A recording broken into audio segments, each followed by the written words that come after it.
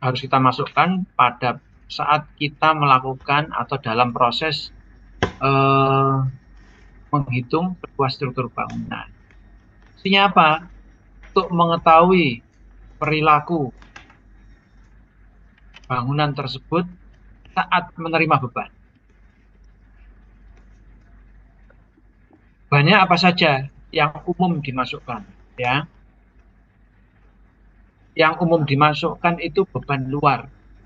Beban luar Apa itu itu ada tadi beban tuh? mati, beban hidup, ada beban angin, dan ada beban gempa. Itu beban luar, ya. Kalau bukan beban luar, berat sendiri itu termasuk dalam beban mati juga.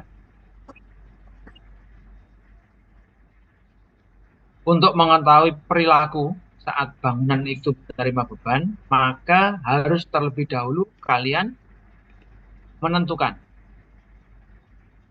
dimensi, besaran dimensi bangunan yang direncanakan, supaya mampu memberikan tahanan yang cukup untuk mendapatkan atau untuk menerima beban luar yang masuk ke dalam bangunan tersebut. Pertanyaannya adalah, apakah ada bangunan yang tidak mempunyai atau tidak mendapatkan beban luar? Bisa ya, bisa tidak. Ya, ada juga bangunan itu yang hanya menerima berat sendiri. Contohnya kalau kamu membuat atau menghitung portal eh, ton itu, ya, untuk bangunan yang sederhana seperti tugu itu, ya, itu hanya berat sendiri saja, berat sendiri saja cukup. Tapi kalau yang lain, ya, itu hanya berat sendiri, minimal ada berat sendiri sama beban mati untuk beban luarnya. Beban hidup, Pak, apakah selalu ada? Bisa ya, bisa tidak. Nah, tinggal fungsi bangunannya seperti apa. Misalkan kamu menghitung bangunan yang tidak ada beban manusianya.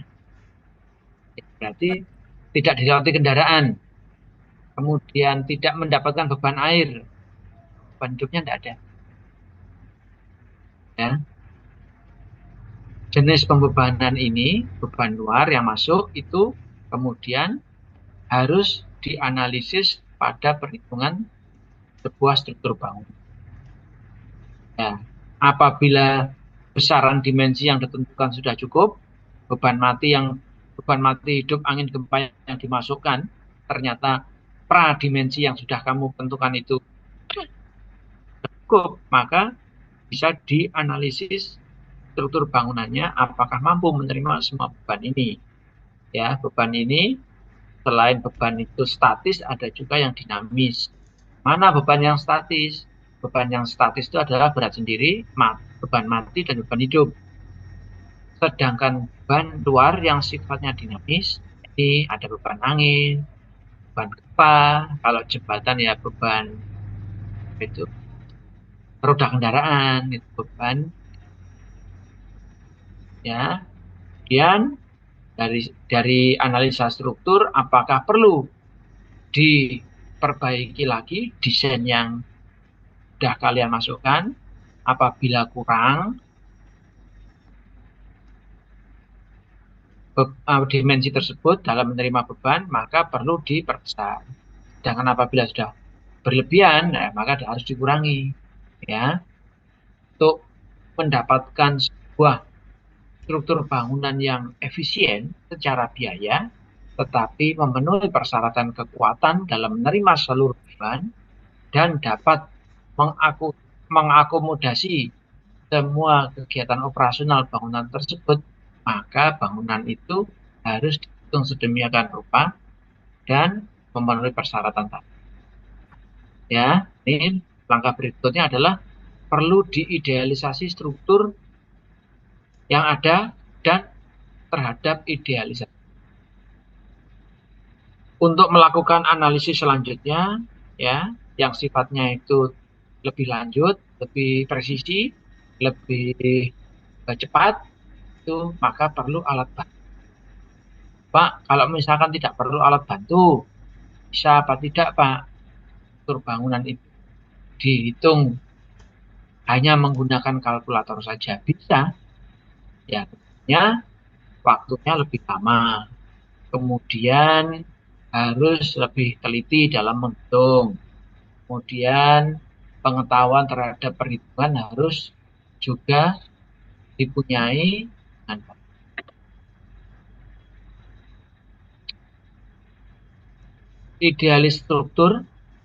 Idealisasi struktur yang buat itu perlu ya di building atau dibentuk apa tiga dimensi atau dua dimensi. Karena bentuk dua dimensi atau tiga dimensi itu akan menentukan model matematis supaya mudah dianalisis. Baik itu dua dimensi maupun tiga dimensi, kita dianalisis menggunakan cara yang manual, dengan menggunakan metode statis tak tentu, kemudian mungkin rangka batang atau dan sebagainya. Ya, model matematisnya semakin rumit bangunannya, model matematisnya semakin berat atau semakin sulit juga. Sedangkan apabila bangunan itu bisa diidealisasi menjadi yang lebih sederhana, maka perhitungannya bisa lebih cepat dan lebih simpel juga. Model matematis itu digunakan untuk memberikan gambaran tentang perilaku struktur secara umum, ya, secara umum, bukan perilakunya secara sangat detail, tapi secara umum di mana perilaku itu bisa diprediksi. Pemodelan itu ya memang seharusnya diperlukan, maka disebut mutlak, ya, seharusnya baik manual maupun terkomputerisasi, ya, itu harus dimodel supaya hasil yang didapatkan bisa lebih presisi. Maka apabila pemodelan itu relatif rumit atau relatif besar bangunannya, harus atau sedapatnya menggunakan alat bantu yang layak untuk menyelesaikan pemodelan tersebut. Untuk idealisasi beban, maka yang tadi saya sebutkan ada beban mati, hidup, angin, gempa, itu harus diidealisasikan sedemikian rupa sehingga beban tersebut mendekati, ya, atau menyerupai atau mirip dengan keadaan yang sesungguhnya, tapi tidak mengurangi kehandalan atau kecermatan terhadap model matematik yang buat. Ya, jadi harus didapatkan data sedemikian rupa, selengkap mungkin, seakurat mungkin, supaya model matematisnya itu bisa menyamai atau mendekati kondisi yang harusnya. Yang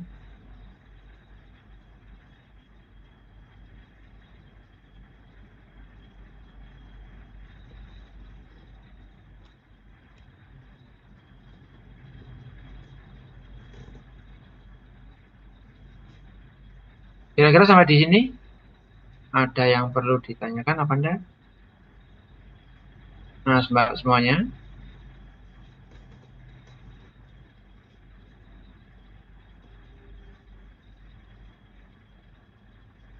Mas, Mbak semuanya bagaimana? Lanjut.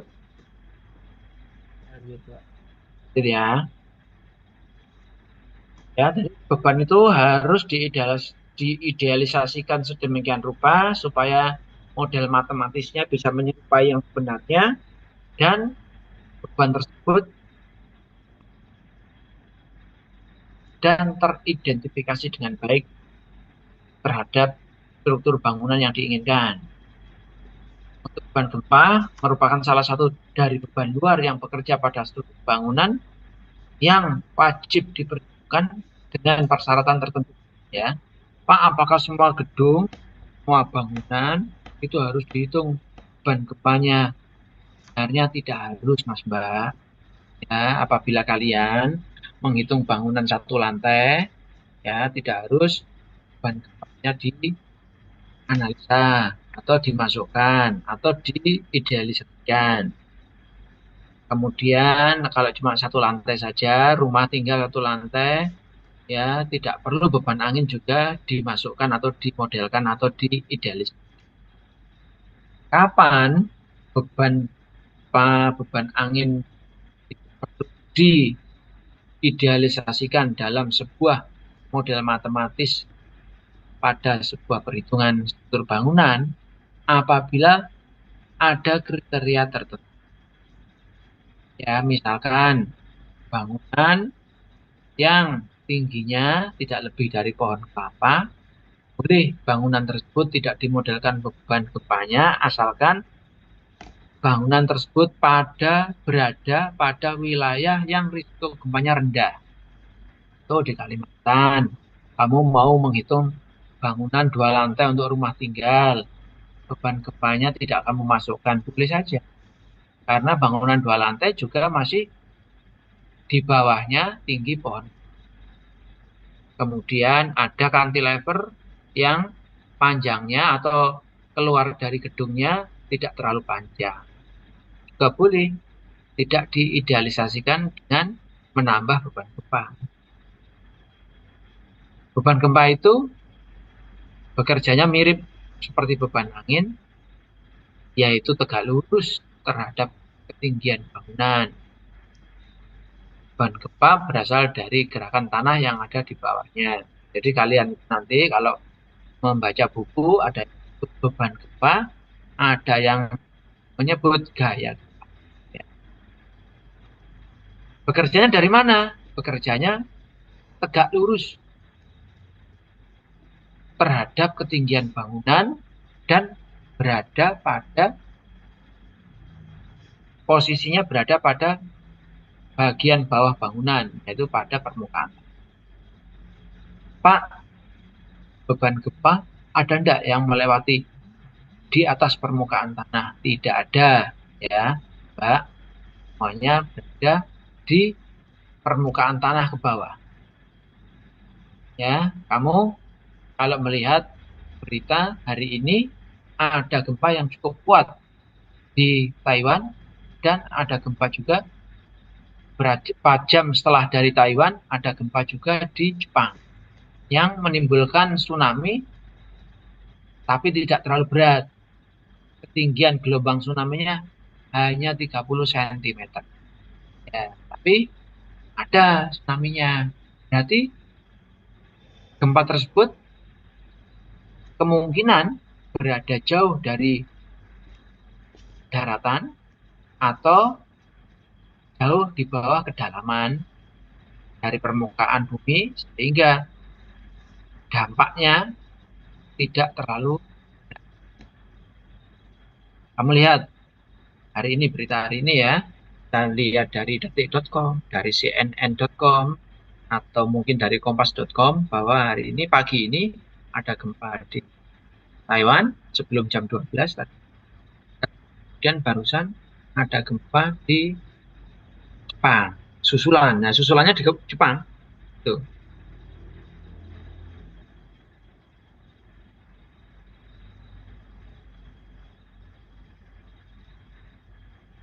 5,6 magnitudo yang di Jepang. Sorry, bukan 5,6. Tidak terlalu berat yang di Jepang, kurang dari 6. Kemudian jam 4 tadi ada gempa magnitudo 5,6. Kedalaman 10 km, posisinya di dekat yang gempa yang beberapa hari yang lalu. Tadi ya, tidak berpotensi tsunami. 16 lebih 2 menit, tanggal 3 April. Timur Laut Tuban, 134 km timur laut dari Tuban. Ya, jadi karena kemarin patahan itu sepertinya belum berhenti cara sempurna begitu, maka muncul patahan baru ya susulan mengakibatkan gempa. Kemudian ada metode untuk menganalisis struktur bangunan yang menerima beban gempa. Dua menggunakan metode statik dan dua menggunakan metode dinamik. Yang statis metodenya menggunakan ekivalen, statis ekivalen. Kemudian yang kedua statis crossover. Nah, statis ekivalen itu apa yang dinamis diekivalenkan menjadi statis. Ya, diidealisasikan menjadi yang biasa dipakai untuk perencanaan adalah yang statis ekivalen. Tapi kalau statis over untuk melakukan evaluasi atau pengecekan apakah struktur tersebut sampai di mana kemampuannya dalam menerima beban gempa statis.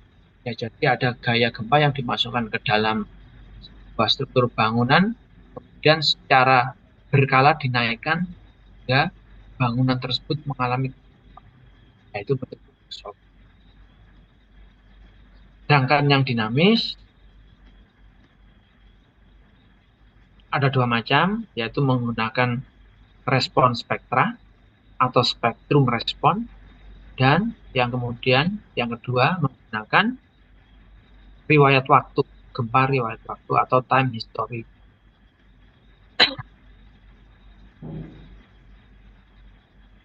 Bentar ya, saya edit.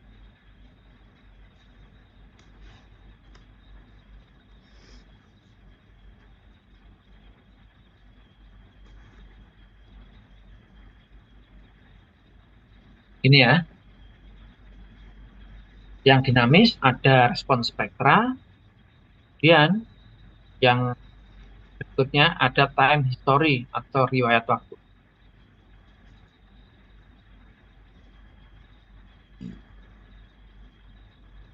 Untuk yang statis ekivalen, karena gempa dinamisnya diekivalenkan menjadi gempa statis, ya, maka pembebanannya harus dilakukan secara manual pada struktur bisa 2 dimensi, bisa 3 dimensi.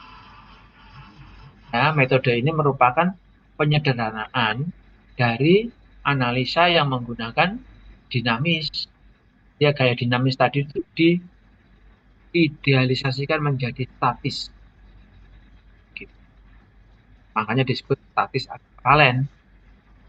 Gempa yang bekerja diasumsikan sebagai beban pada titik yang bekerja pada setiap lantai. Nah, nanti ini contohnya, ya, gaya gempa itu bekerja pada titik sambungan antara balok dan kolom. Ya, ini gaya gempa dimasukkan. Ini statik ekivalen. Masukkan, Pak, ini memasukkannya apakah harus dari samping begini? Bisa dari arah yang berbeda. Ya, harus dari samping kiri, enggak. Ya, dari arah yang berbeda. Pak, apakah harus di ujung? Boleh. Ya, yang ini kamu distribusikan merata sesuai proporsi beban yang diterima pada titik simpul dari hubungan balok kolom yang ada pada setiap lantai atau setiap level.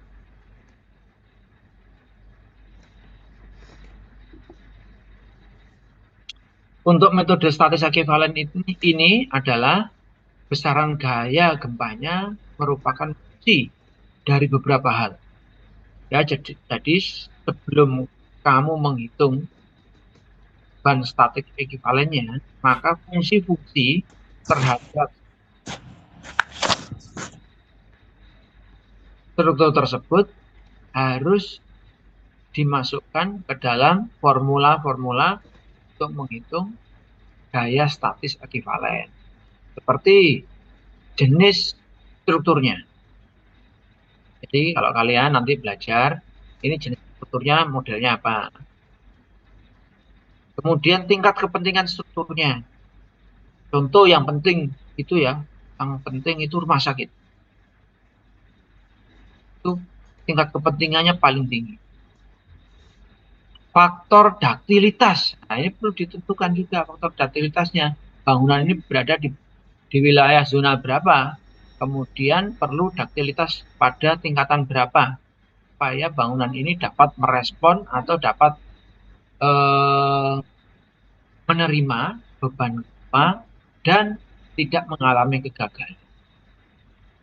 Kemudian ada faktor dari berat bangunan itu sendiri, faktor keutamaan struktur, dan di mana lokasi bangunan tersebut berada, termasuk jenis tanah yang ditumpangi oleh bangunan tersebut.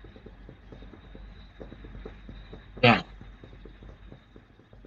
Ya, itu nanti perhitungan itu akan valid digunakan apabila dari hasil-hasil yang dinamis dipakai untuk menghitung secara statis. Ya, oke. Jadi rambatan gelombang gempa ini menghantamnya ke bagian bawah bangunan, tapi berada di sambungan antara bangunan bawah dan bangunan.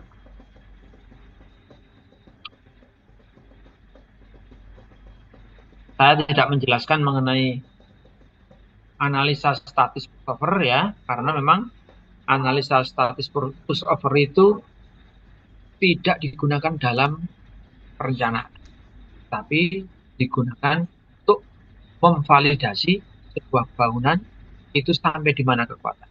Jadi yang saya ajarkan ini yang dipakai untuk merencanakan sebuah bangunan.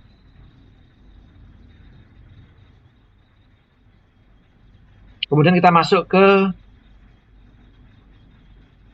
respon spektra, atau ada buku yang menulis analisis spektrum respon.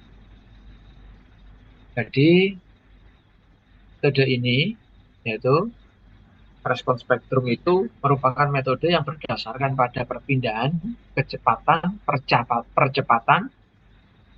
percepatan maksimum, ataupun besaran yang diinginkan dari percepatan tersebut ya menjadi sebuah fungsi beban tertentu untuk semua kemungkinan yang bakal terjadi di bangunan yang ditinjau. Pak, berarti analisa yang dinamis seperti spektrum respon dan time history itu lebih detail daripada yang statis. Bisa ya, bisa tidak, Mas Mbak. Selama datamu ada, ya, maka dia bisa detail.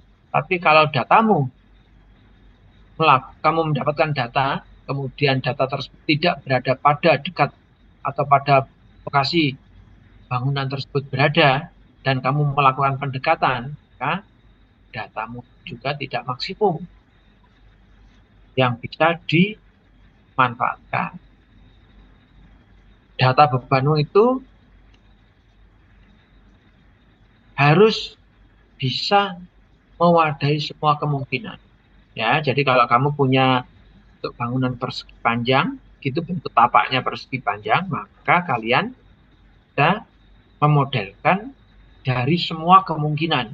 Misalkan contoh arah X bebannya 100%, arah Y bebannya 30%. Nah, itu ya. Atau yang seperti tadi per 15 derajat diputar untuk membebani sebuah struktur bangunan.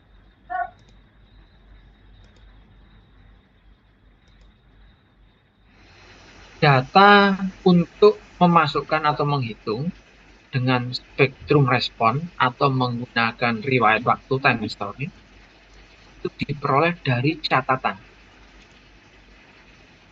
suatu gempa di wilayah tertentu yang direkam oleh peralatan yang dapat mendeteksi baik itu dari kecepatan, percepatan, amplitudo maupun data-data yang mendukung yang lainnya.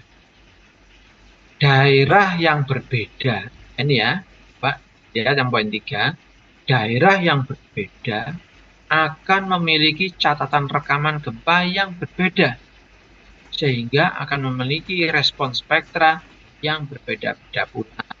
Ini maksudnya, Mas Mbak, misalkan ada gempa magnitudo 5,6. Seperti yang saya sebutkan tadi.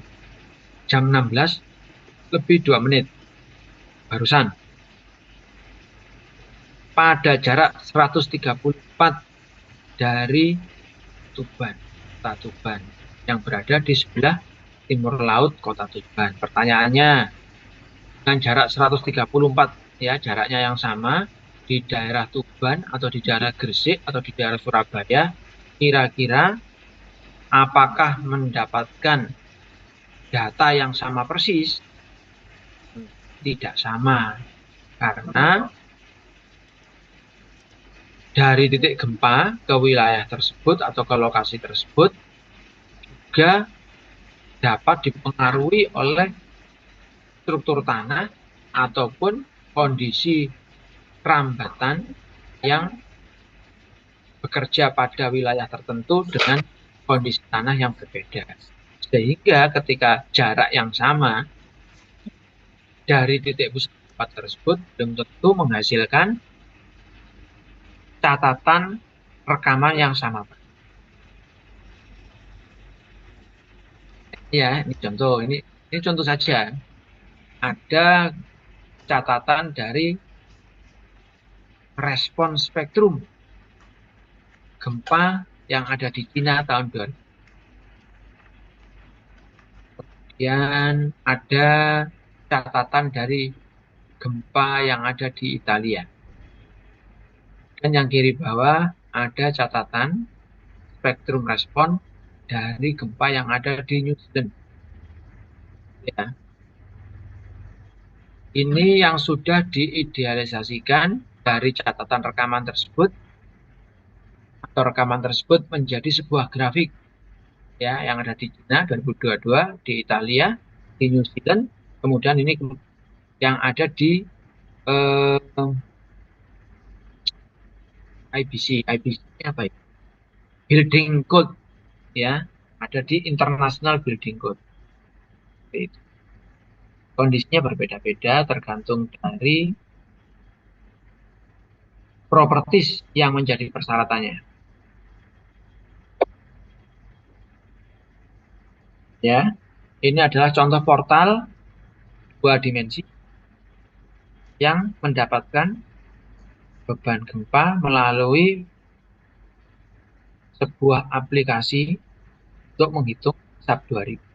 Dan data gempanya menggunakan dinamis response. Ya, kamu nanti kalau memasukkan ada define, kamu klik define, kemudian di situ kamu cek nanti. Ini function, define, klik, nanti keluar ini kotaan ini, kemudian klik function, ya, dan garis tarik kanan ada pilihannya response spectrum atau respon spektra. Di bawahnya itu ada time itu.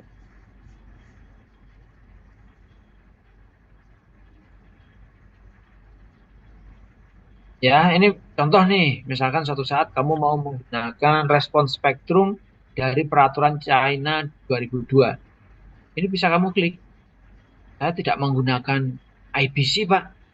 Saya tidak menggunakan peraturan dari Eropa, bukan Eurocode. Saya ingin menggunakan Chinese Code. Ya, earthquake, permodelan earthquake engineering yang saya lakukan untuk bangunan bertingkat. Nah, begitu. Dari situ kamu klik ini Chinese Spectrum 2022, dan kamu tambahkan add function-nya.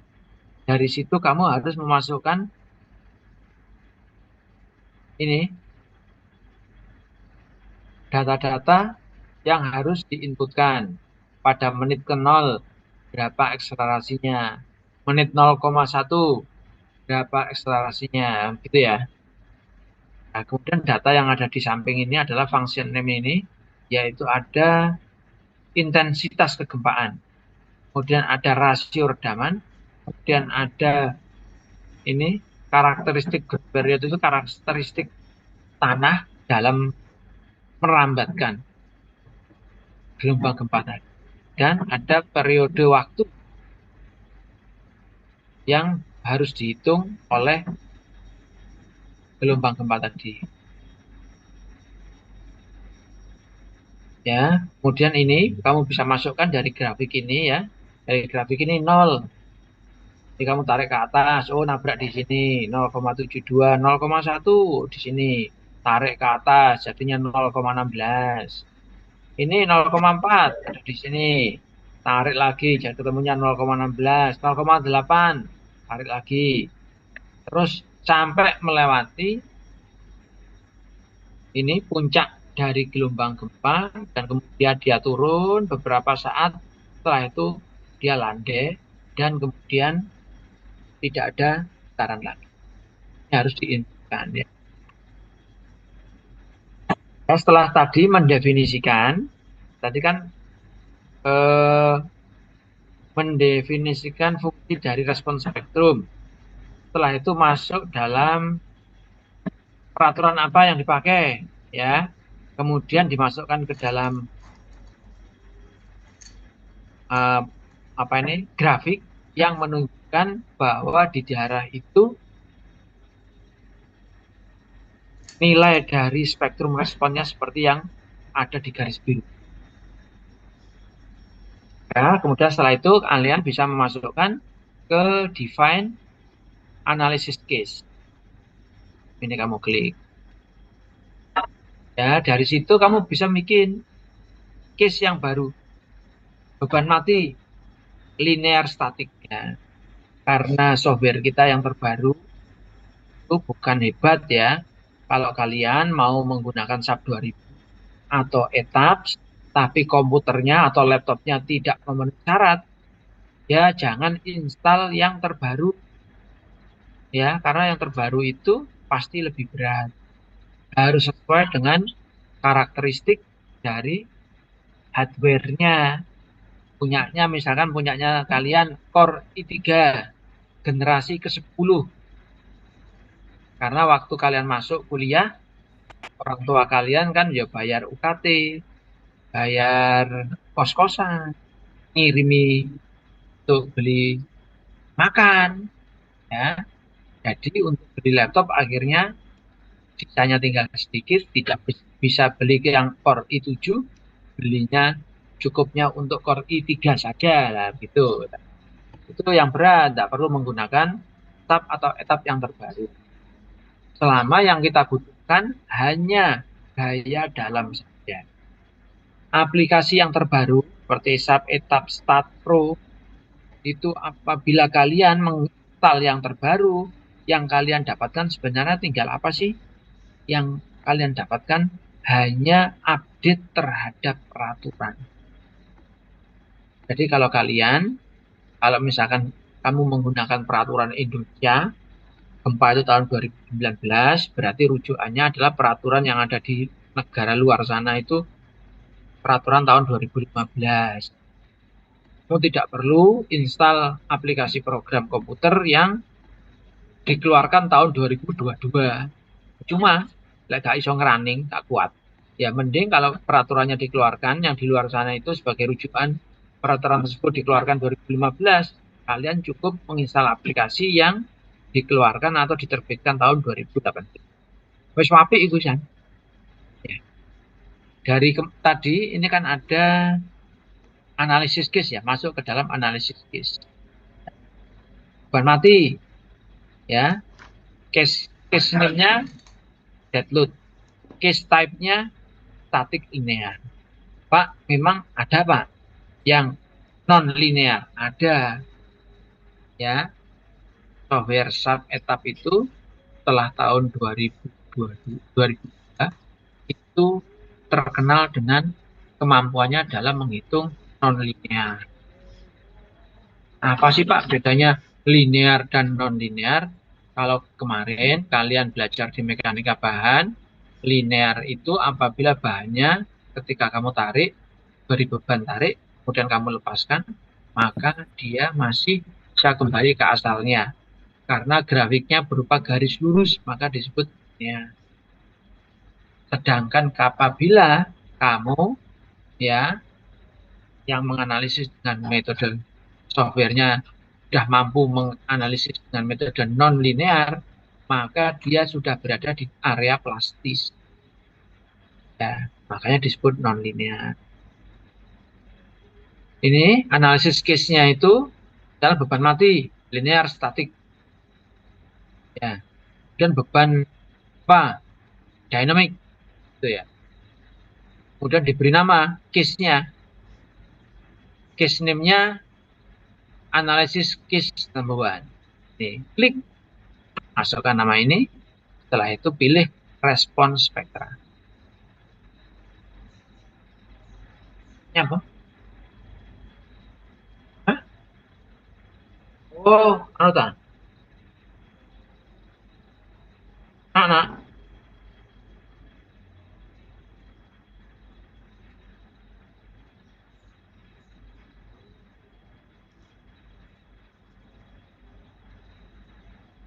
Jadi begitu. Kemudian dari situ kalau case-nya sudah dipilih, klik di sini ya. Ini respons spektrum. Kalau sudah milih respons spektrum berarti bukan statik lagi, tapi ini sudah dynamic.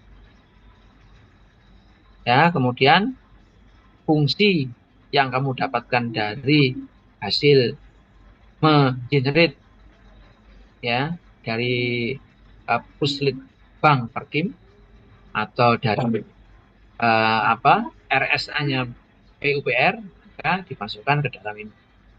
Ya, acceleration number 1, function number 1, skill faktornya tinggal mengisi, bisa 1, bisa 1. Saran saya untuk skillnya ini tetap 1 saja, nanti memainkan skillnya ada di combination factor. Ya, setelah itu masuk, apabila kamu di sini mau menganalisis menggunakan plane frame 2 dimensi, pilih yang ini. Apabila kamu mau menggunakan bentuk 3 dimensi, kamu pilih yang paling kiri. Ya, kalau mau menghitung tower ya ini, trust.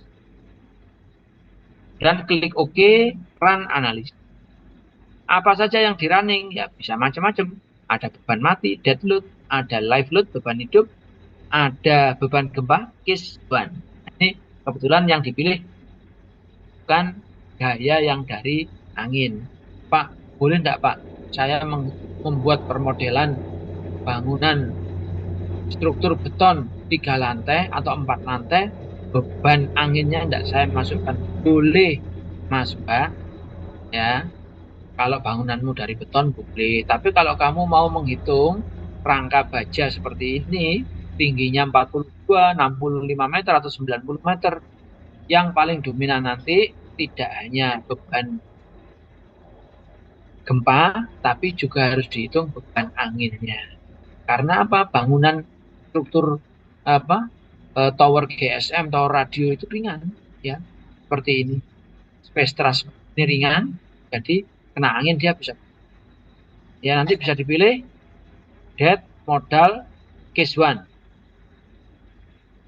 Statusnya run. Klik run now, gitu. Pak, modal itu apa sih, Pak? Modal itu adalah ya pembebanan dinamis pada suatu sistem struktur yang dijalankan oleh aplikasi yang didasarkan pada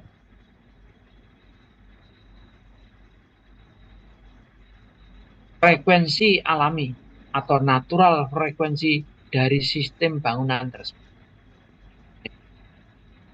Natural frekuensi itu bukan berarti berada di atas atau di puncak, bisa juga natural frekuensi berada di bawah. Ya, oke.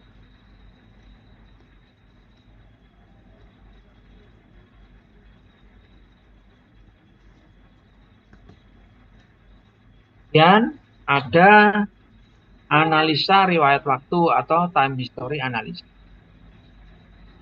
Ini adalah sebuah daftar waktu dan nilai fungsi yang diasumsikan muncul pada jarak interval yang sama. Fungsi pada riwayat waktu ini merupakan nilai pada percepatan waktu. Ya, ini ya. Jarang sekali negara yang punya data riwayat waktu gempa. Negara-negara maju Indonesia kalau data respon spektra punya, ya, bahkan sekarang sudah mulai sangat lengkap. Yang dulu tidak terekam, sekarang mulai terekam. Apa yang intensitasnya tinggi maupun rendah, amplitudonya tinggi atau rendah, magnitudonya tinggi, besar atau itu terekam. Akan tetapi di riwayat waktunya belum tentu, mungkin datanya juga tidak bisa disebar ke segala. Tapi kalau hanya sekedar seismograf, hampir semua gunung itu sudah dipasang seismograf oleh BMKG. Hampir semua wilayah yang rawan gempa sudah dipasang pendeteksi gaya gempa atau seismograf.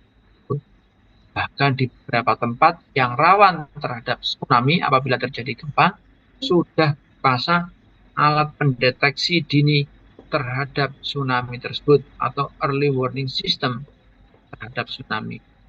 Kerennya adalah orang menyebut tsunami early warning system. Ini ya, ini data time history. Ini dari daerah Lembah Imperial. Mana posisinya? Saya juga tidak tahu. Ini nilai time history atau riwayat waktu. Jika dimasukkan ke dalam aplikasi, waduh,